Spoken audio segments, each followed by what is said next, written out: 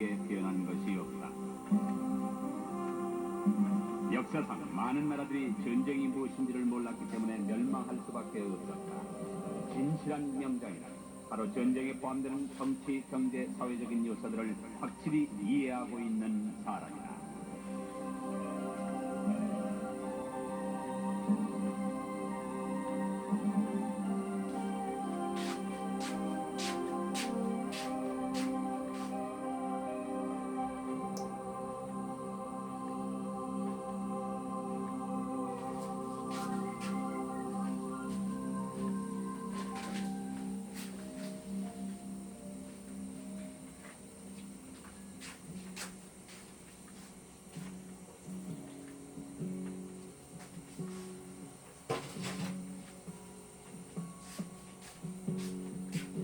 워싱턴에서 남쪽으로 80km, 이 한적한 시골 도로변에서 그 옛날 피비린내 나는 전투가 벌어졌었다.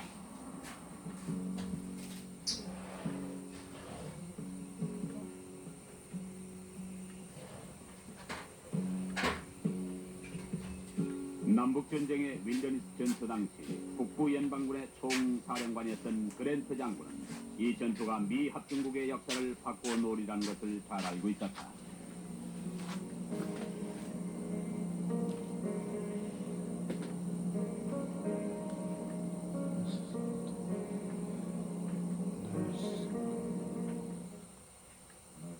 그랜트는 병참하게 지휘되었습니다. 남북전쟁 내내 미시시피 강물을 아주 잘 이용했죠. 전쟁을 하면서 그는 3번이나 군대를 이동시켰는데 강 위에는 12만 5천 명분의 식량이 준비되어 있어서 어디로든지 보급해줄 수 있었습니다. 중지선들이 없었다면 그랜트의 남북전쟁은 없었던 거죠. 그랜트는 이 전쟁을 위해서 보급망을 아주 효율적으로 갖춰두었습니다. 비록 워싱턴에서는 계속 대적하고 있었지만 그는 서두르지 않았습니다. 충분한 물자를 확보하고 저절히 갖춰져서 군대를 잘 지원할 수 있도록 했죠. 바로 이렇게 전쟁에 앞서 세밀한 준비를 갖춘다는 게 또 하나의 그의 뛰어난 점이었습니다. 1864년 5월 드디어 준비가 끝났다.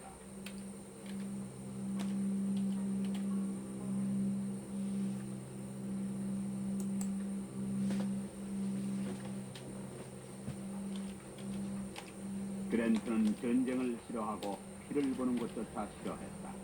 그렇지만 반란군이 이길 수 없다는 것을 깨닫게 하고 난을 평정하는 길은 계속 싸우는 수밖에 없다는 것을 잘 알고 있었다. 그것이 바로 그의 결심이었다. 5월 3일 남부의 리 장군은 강변에서 그랜트의 군대가 강을 건너려는 것을 내려다보고 있었다. 리 장군은 수적으로 열세였지만 지형을 최대한 활용할 계획이었다. 북군이 수적으로나 활약해서 우세라도 숲속에서 공격을 하게 되면 별 소용이 없으리란 계산이었다. 리 장군은 이곳의 지형을 잘 알고 있었다. 윌더니스는 연합군의 땅인데다 남군의 군사들 중에는 이곳이 소양인 사람들도 있었다. 결국 승산은 반반이었다. 그랜트는 리 장군의 계획을 알지도 못하고 아무런 저항도 없이 라피단강을 건넜다. 북군은 긴 행렬의 보급마차를 동행하고 있었기 때문에 하루 만에 그 숲을 빠져나갈 수가 없었다. 그래서 결국 그 속에서 1박을 했다.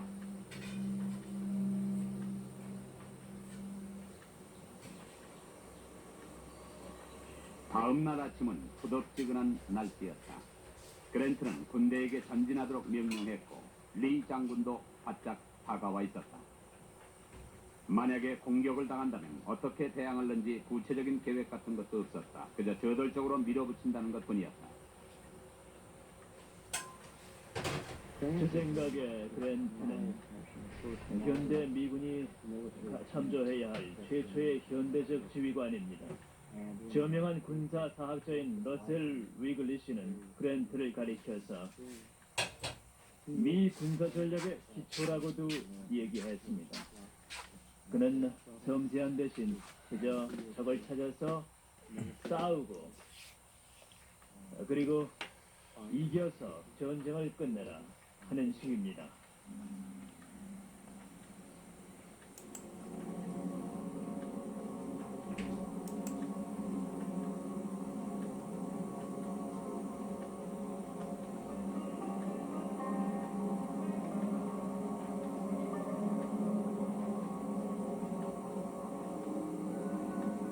전투는 크게 두 군데에서 일어났다. 오렌지 고속도로와 오렌지 산악도로였다. 고속도로에서 남군은 멀리서부터 북군을 발견하고 공격을 개시했다.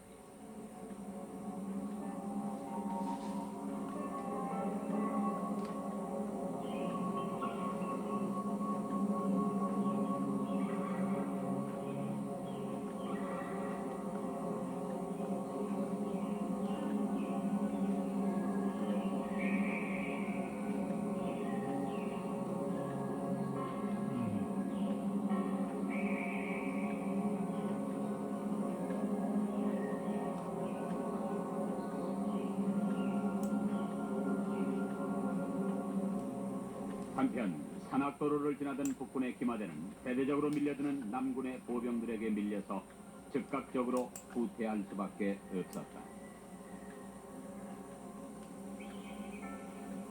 그것은 마치 한밤중의 레슬링 같은 것이었다. 어떤 작전을 펼 수도 없이 그저 적군과 뒤엉켜서 때로는 아군끼리 붙기도 하고 아군 쪽에 사격도 하는 판이었다. 그저 나뭇가지 소리나 여기저기서 들려오는 함성과 비명만 듣고 계속 싸워나가는 것이다.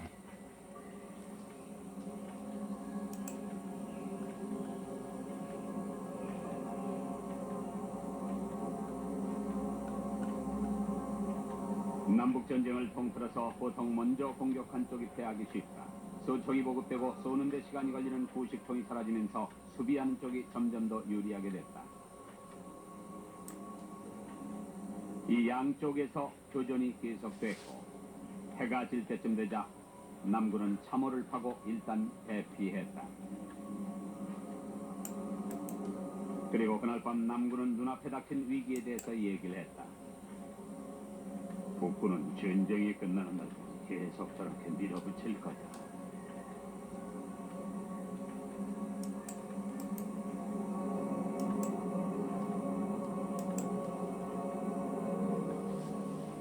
그러면 윌더니스 전투에서 그랜트의 행동에는 몇 가지 재밌는 게 있어요. 보통 안 한 것들인데요. 우선 그는 최전방에 있지 않았습니다. 그는 선두에서 기병도를 휘두르며 고함을 질러서 자기의 용기를 자랑하고 군사들을 독려하는, 그렇게 해서 개인적인 명성을 쌓으려는 그런 전통적인 지휘자가 아니었습니다. 그는 보다 현대적인 지휘자로서 뒤로 물러나 있었습니다. 그는 야전 참모들을 전방으로 보내서 싸우게 하고 자기는 후방에 있으면서 보내오는 정보들을 분석하고 나름대로의 필요한 것들을 지원해주고 군사들을 물러서거나 나아가도록 명령했습니다. 그런 의미에서 그는 매우 현대적인 명장인 셈입니다. 그동안 지휘자란 항상 전쟁터의 선두에 서는 것이 전쟁의 원칙이었는데 그랜트는 그 원칙을 무시한 것이지요. 그랜트의 내면을 들여다보면 감탄스럽습니다. 그는 보통 둔감하고 상상력이 모자라는 사람으로 알려져 있는데 항상 술이나 마시고 그런다는 거죠. 그런데 제가 그랜트의 편지를 보거나 전쟁사를 돌아보면서 그게 얼마나 말도 안 되는 소린지를 깨달았습니다. 그 당시로서 그는 아주 전형적인 장군감이었습니다. 그의 재능은 복잡한 것이 아니라 단순성에 있습니다. 제가 보기에 그는 명장이 될 모든 조건을 갖추고 있었고 육체적으로뿐 아니라 정신적으로도 아주 튼튼했습니다. 장군은 군대 가운데 본부를 설치하고 그것이 상황을 파악하고 지시를 전달하기 아주 좋은 위치라는 것을 깨닫자 거기서 거의 살다시피 했다. 가끔씩 걸어서 시차를 다니기도 했지만 하루 종일 거의 대부분 나무 둥지나 땅바닥에 앉아서 주머니 칼로 뭔가를 극적이고 있었다.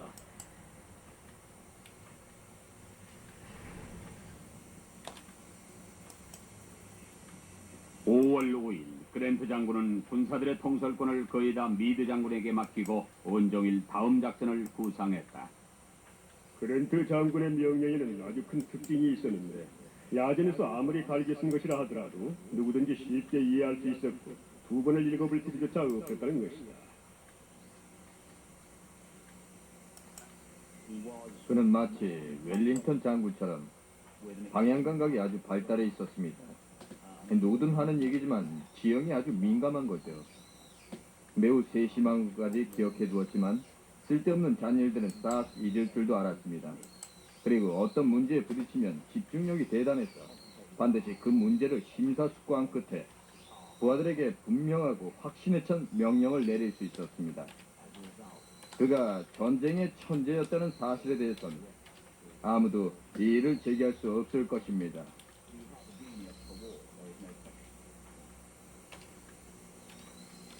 그날 밤 미드 장군에게 내린 다음날의 작전 지시도 역시 간단 명료했다. 만약에 리 장군의 군대에 조금만이라도 빈틈이 보이면 계속 밀어붙여.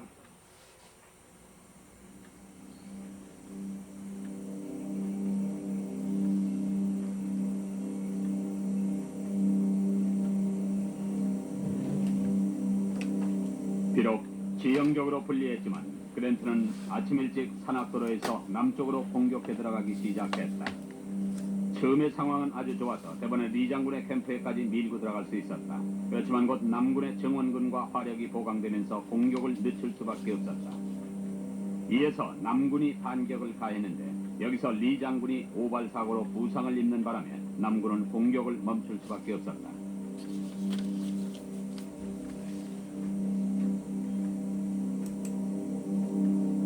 오후 3시 그랜트 장군은 다시 진격을 명령했지만 땅이 너무 가파라서 쉽게 밀고 올라갈 수가 없었다.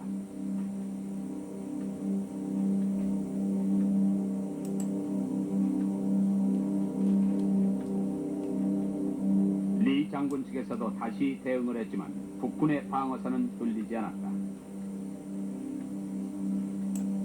북쪽의 고속도로 근처에서 남군은 북군의 오른쪽 진영이 취약하다는 것을 발견했다. 그쪽 끝으로 공격을 가했지만 몇백 명의 포로를 잡자마자 금방 해가 져버렸다.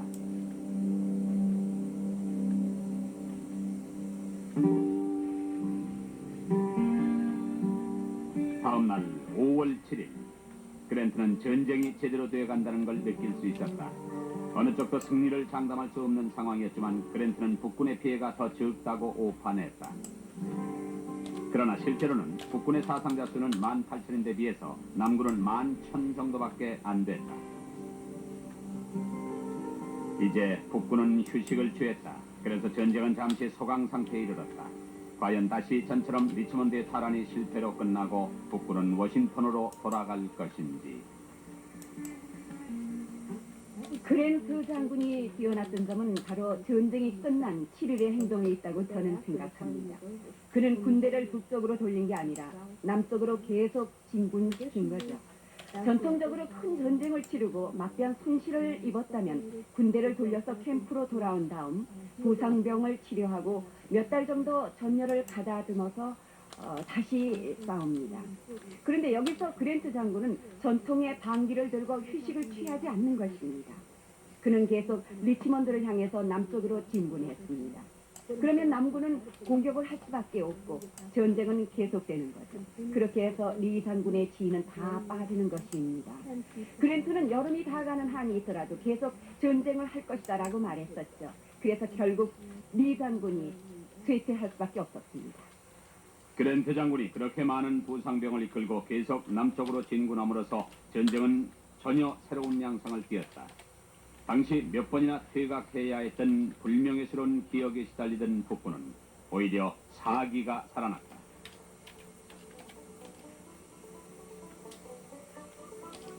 병사들은 오랜 전쟁 끝에 피곤하고 졸음에 겨운 상태였다. 팔다리가 굽고 상처가 쑤시는 가운데서도 그들은 고통을 잊고 다시 일어서서 길가로 몰려갔다. 사나운 병사들의 함성이 다시 한번 숲을 울렸다.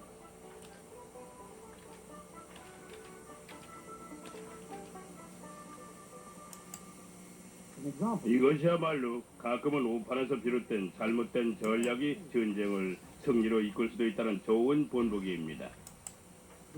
그랜트 장군은 셔먼 장군이 남서부의 아틀란타에서 꼭 승리를 거두리란 걸 예상했었기 때문에 계속 공격을 감행했습니다. 바로 이 일로 해서 12달 후에 결국 리 장군은 무릎을 꿇을 수밖에 없었던 것입니다. 그러니까 그랜트 장군의 관심은 어느 한 지역에서의 승리가 아니라 어디까지나 전체적인 전략에 있었던 것이죠. 그는 눈앞의 전투 그 이상을 보고 있었습니다. 이것이 바로 그랜트의 명장다운 면모입니다.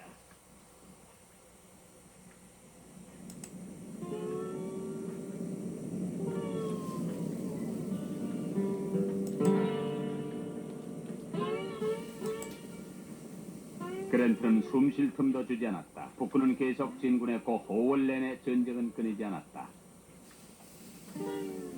결국 남부군은 7만의 사상자를 냈고 이제 남부의 자원이 한계에 다다랐다는 걸 그랜트는 알고 있었다.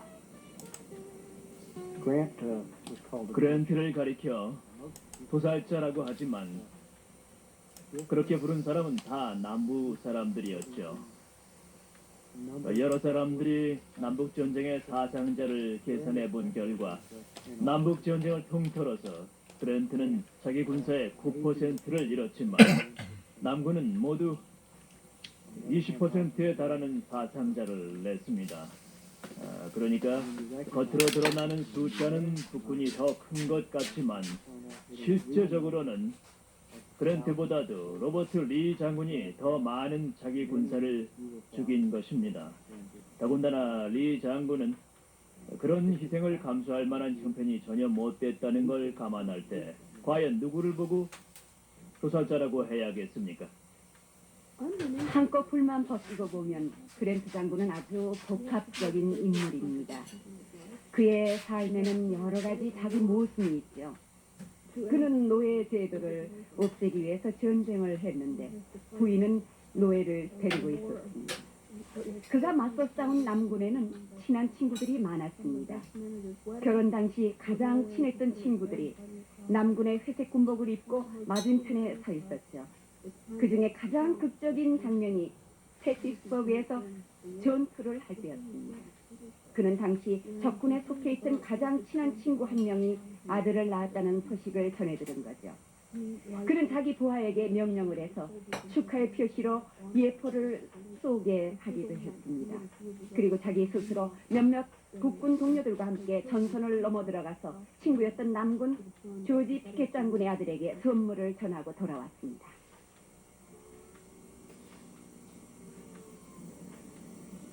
전쟁은 계속됐다.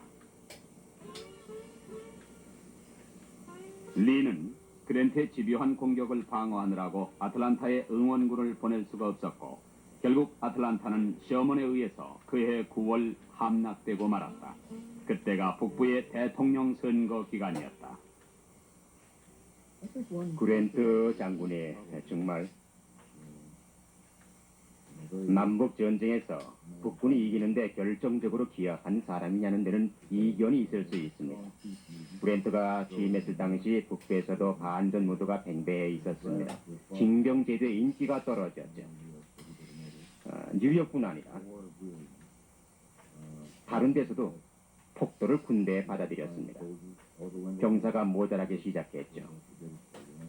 대법원장이었던 오빌 윈델 홈즈도 그 자신 장교였으면서 다시는 군대를 가지 않겠다라고 했었죠. 동족과 싸울 수가 없었으니까요. 그런데 그런 분위기에 쐐기를 박은 사람이 그랜트였습니다. 그는 전 군대에게 자기 사상을 불어넣었죠. 그런데 만약에 이건 사견입니다만 만약에 대통령 선거 직전에 셔먼이 아틀란타를 정복하지 못하고 셰리던이 쉐남도 계곡에서 승리하지 못했더라면 링컨은 아마 재선될 수가 없었을 겁니다. 그때 상대는 예편한 맥프리난 장군으로 반전 운동의 기수였습니다. 그랬다면 제 생각에는 일반인들 생각과는 달리 남북 전쟁에서 북군이 이길 수가 없었을 것입니다.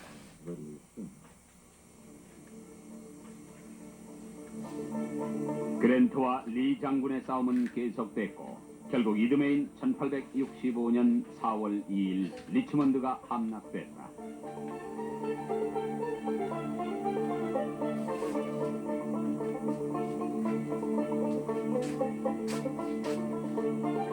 (4월 9일) 리 장군은 아포마톡 코트하우스에서 중복 문서에 사인을 하고 그로부터 한 달 만에 남부군은 완전히 전쟁을 포기함으로써 남북 전쟁은 막을 내렸다.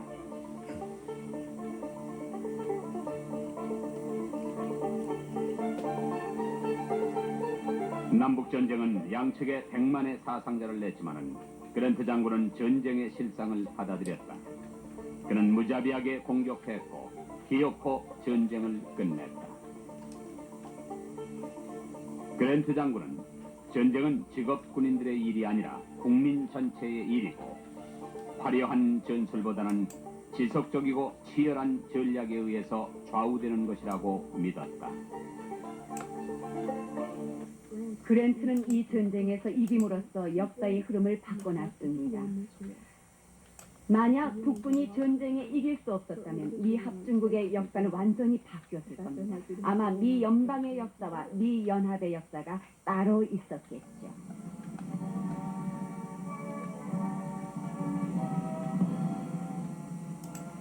이제 미국은 전쟁의 피해를 복구하는 것이 당면 과제였다. 특히 남부는 전쟁으로 황폐화된 데다가 더 이상 노예 제도에도 의지할 수 없었다. 1868년 남북전쟁의 승리로 인기를 얻은 그랜트는 대통령에 선출됐다. 그렇지만 8년 동안의 임기 동안 특별한 재능을 발휘하지도 못하고 계속 그의 여러 강요들이 무리를 일으키기만 했다. 그는 말년에 자서전을 집필했는데 이것은 아직도 미국 문학의 금자탑으로 손꼽힌다.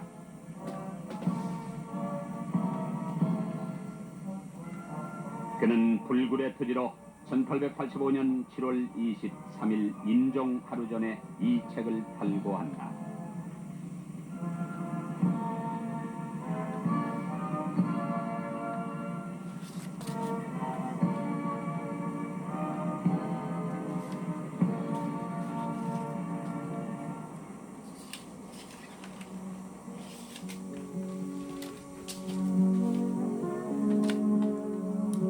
어쩌면 시골의 조그만 사업가로 평범한 일생을 마쳤을지도 모르는 율리시스 그랜트. 그는 전쟁을 통해서 자신의 재능을 마음껏 펼칠 수 있었다. 평화 시에는 전혀 도움이 되지 않았던 그의 재능은 전쟁이 일어나자 개인적으로 총사령관이 되고 전쟁을 승리로 이끌었다.